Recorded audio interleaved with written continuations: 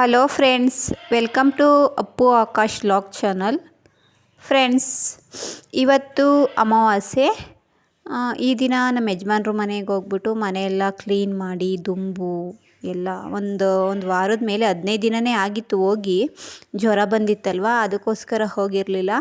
ಇವಾಗ ಸೆಲ್ಫೆಲ್ಲ ಕ್ಲೀನ್ ಮಾಡಿ ಒರೆಸಿ ಪಾತ್ರೆ ಎಲ್ಲ ತೊಳೆದ್ಬಿಟ್ಟು ಎಲ್ಲ ಆಯಿತು. ಫೋಟೋ ಎಲ್ಲ ಒರೆಸಿ ದೀಪ ಎಲ್ಲ ಹಚ್ಚಿದಾಯಿತು.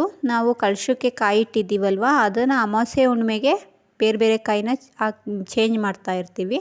ಹಾಗೆ ಈ ಹಂಡೆ ತುಂಬ ನೀರಿತ್ತು, 15 ದಿನದ ಹಳೆ ನೀರಿತ್ತು. ಅದಕ್ಕೆ ನೀರೆಲ್ಲ ಆಚೆಗಡೆ ಬಗ್ಗಿಸ್ಬಿಟ್ಟು ಅದನ್ನು ಹಂಡೆ ಎಲ್ಲನೂ ತೊಳೆದು ನೀಟಾಗಿ ದಬಾಕಿ ಇಟ್ಬಿಟ್ಟಿದ್ದೀನಿ. ಹೇಗಪ್ಪ ಅಂತಂದರೆ, ಸುಮ್ಮನೆ ಯಾಕೆ ಒಬ್ಳಿಗೆ ಅಷ್ಟೊಂದು ನೀರು ಫಿಲ್ಟ್ರ್ ವಾಟ್ರ್ ಕ್ಯಾನಲ್ಲೇ ಇರುತ್ತಲ್ಲ, ಹತ್ರಲ್ಲಿ ಇಟ್ಕೊಂಡು ಎಕ್ಸ್ಟ್ರಾ ಅದೊಂದು ಬಿನ್ಗೆ, ಪ್ಲಾಸ್ಟಿಕ್ ಬಿನ್ಗೆ ಒಂದು ಇಟ್ಕೊಂಡ್ರೆ ಸಾಕಾಗೈತೆ.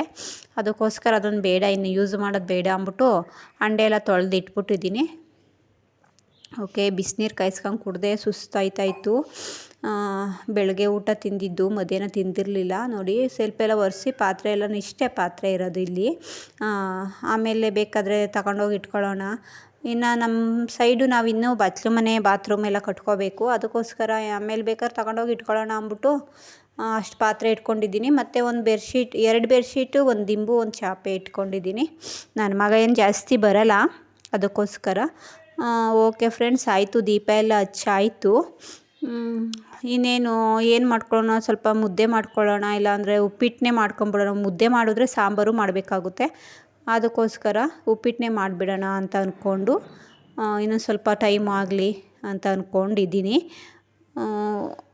ಏನಪ್ಪ ಅಂತಂದರೆ, ಈಗ ಎಷ್ಟೋ ಜನ ಫ್ರೆಂಡ್ಸ್, ನಾನು ಹೇಳೋದು ತಪ್ಪೋ ಸರಿನೋ ಗೊತ್ತಿಲ್ಲ, ಅಂದರೆ ನನ್ನ ಅನುಭವದ ಪ್ರಕಾರ ನಾನು ಹೇಳ್ತಾ ಇದ್ದೀನಿ. ಎಷ್ಟೋ ಜನ ತಂದೆ ತಾಯಿನ ಅನಾಥಾಶ್ರಮಕ್ಕೆ ಕಳಿಸ್ಬಿಟ್ರು, ಹಾಗೆ ಹೀಗೆ ಅಂತೆಲ್ಲ ಹೇಳ್ತಾರೆ. ಆದರೆ ಆ ಮಕ್ಕಳಿಗೆ ಅವರು ಅಷ್ಟು ಮನಸ್ಸನ್ನು ನೋಯಿಸಿರ್ತಾರೆ. ಅದಕ್ಕೋಸ್ಕರ ಅವರು ಹಳೆದೆಲ್ಲ ನೆನಪಿಟ್ಕೊಂಡು ಅದಕ್ಕೋಸ್ಕರ ಅವರು ಅನಾಥಾಶ್ರಮ ಕಳಿಸಿರ್ತಾರೆ ಅನ್ನೋದು ನನ್ನ ಅಭಿಪ್ರಾಯ.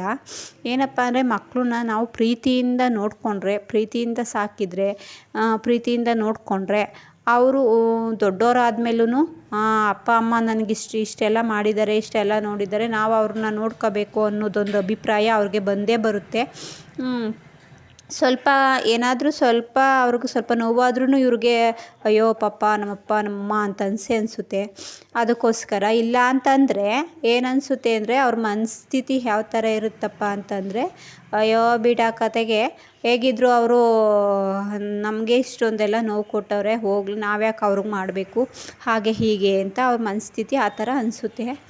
ಅದಕ್ಕೋಸ್ಕರ ಆದಷ್ಟು ಅಂದರೆ ಜೀವನ ಲೈಫ್ ಅಂದರೆ ಮಕ್ಕಳು ಅಂತ ಅಂದ್ಕೊಂಡು ಇರಬೇಕು. ಈ ಸೈಡ್ ನೋಡಿ, ನಾನು ಹೊರಗಿದ್ದು ದೀಪ ಹಚ್ಚಿದ್ದಾರೆ, ನಾನು ಕಿಟಕಿ ಮೇಲೆ ದೀಪ ಹಚ್ಚಿದ್ದೀನಿ.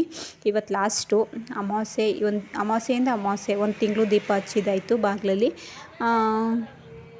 ಇದು ನನ್ನ ಅಭಿಪ್ರಾಯ. ಅದಕ್ಕೆ ನಿಮ್ಮ ಅಭಿಪ್ರಾಯ ಏನು ಅಂತ ಕಮೆಂಟ್ ಮೂಲಕ ತಿಳಿಸಿ. ನನಗೆ ಈ ಥರನೇ ಅನಿಸೋದು, ಯಾರು ಅಷ್ಟು ಅವ್ರಿಗೆಷ್ಟು ಪ್ರೀತಿ ವಿಶ್ವಾಸ ಇರುತ್ತೋ ಇವ್ರಿಗೂ ಅಷ್ಟೇ ಪ್ರೀತಿ ವಿಶ್ವಾಸ ಇರುತ್ತೆ.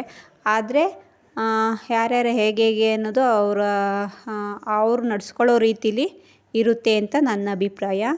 ಓಕೆ, ಅಂದರೆ ಸೋಮವಾರ ದಿನ, ಭಾನುವಾರ ನೈಟ್ ಫುಲ್ಲು ಮಳೆ ಹುಯ್ತು, ಮತ್ತು ಸೋಮವಾರ ಬೆಳಗ್ಗೆನೂ ಇದೇ ಥರ ಹುಯ್ತೈತೆ ಫ್ರೆಂಡ್ಸ್. ನೋಡಿ, ಹಂಚಲ್ವಾ ಎಲ್ಲ ನೀರು, ಹಂಚೇನು ಒಡೆದೋಗಿಲ್ಲ, ಆದ್ರೂ ಆ ಕಿಂಡೀಲಿ ನೀರು ಬಂದು ನಮ್ಮ ಅಡುಗೆ ಮನೆಯೇ ಸ್ವಿಮ್ಮಿಂಗ್ ಫೂಲ್ ಥರ ಆಗ್ಬಿಟ್ಟೈತೆ. ಎಲ್ಲಿ ಮಲ್ಕೊಳ್ಳೋದು, ಎಲ್ಲಿ ಕೂತ್ಕೊಳ್ಳೋದು ಅಂತ ಅನ್ನಿಸ್ತೈತೆ. ಮಧ್ಯಾಹ್ನದಲ್ಲೇ ಮಲ್ಕೋಬೇಕು ಇವತ್ತು. ಅಡುಗೆ ಮನೆ ಇಲ್ಲಿ ಅಡುಗೆ ಅಂತೂ ಬೆಳಗ್ಗೆನೇ ನಾನು ನಾಷ್ಟ ತಿಂಡಿ ಏನು ಮಾಡಿರಲಿಲ್ಲ. ಉಪ್ಸಾರು, ಬೇಳೆ ಬೀನ್ಸ್ ಹಾಕಿ ಉಪ್ಸಾರು ಮಾಡಿಬಿಟ್ಟು ಅನ್ನ ಮಾಡಿದೆ, ಅದೇ ಆಗುತ್ತೆ. ಅಡುಗೆ ಬಗ್ಗೆ ಏನು ತಲೆ ಕೆಡಿಸ್ಕೋಷ್ಟಿಲ್ಲ ಫ್ರೆಂಡ್ಸ್. ಆದರೆ ನೋಡಿ, ಸ್ವಿಮ್ಮಿಂಗ್ ಫೂಲ್ ಥರ ಆಗೈತೆ. ಏನು ಮಾಡೋದು, ಹಳೆ ಮನೆಗೆ ದುಡ್ಡು ಕೇಡು, ಹಳೆ ಸೀರೆಗೆ ನೂಲು ಕೇಡು ಅನ್ನುವಂಗೆ ಆಯಿತು ನಮ್ಮ ಪರಿಸ್ಥಿತಿ. ಓಕೆ ಫ್ರೆಂಡ್ಸ್, ಈ ವಿಡಿಯೋ ನಿಮಗೆ ಇಷ್ಟ ಆದರೆ ಲೈಕ್ ಮಾಡಿ, ಶೇರ್ ಮಾಡಿ, ಹಾಗೆ ಸಬ್ಸ್ಕ್ರೈಬ್ ಮಾಡ್ಕೊಳ್ಳಿ. ಯಾರೆಲ್ಲ ಹೊಸದಾಗಿ ನನ್ನ ಚಾನಲ್ ನೋಡ್ತಾ ಇದ್ದೀರೋ ದಯವಿಟ್ಟು ಸಬ್ಸ್ಕ್ರೈಬ್ ಮಾಡ್ಕೊಳ್ಳಿ. Thank you.